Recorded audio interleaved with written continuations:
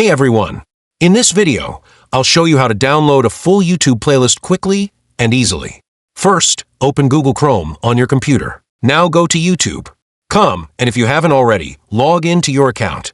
Once you're in, use the search bar to find the playlist you want, whether it's for music, tutorials, or anything else. When you find the right playlist, click on it to open. Now here's the trick. Look for the three dots inside the playlist window. Click on them, then select Save Playlist to Library. Next, click the three horizontal lines, the menu icon, in the top left corner of YouTube and go to Library. You'll find the playlist you just saved under the Playlists section. Open that playlist, and depending on the type of content, you might see View Full Playlist. Click that. Now look for a download icon, usually a downward arrow. Click it, and the playlist will begin downloading to your device. And that's it. You've successfully started downloading the whole playlist for offline viewing.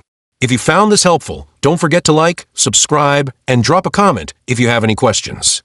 Thanks for watching, and I'll see you in the next tutorial.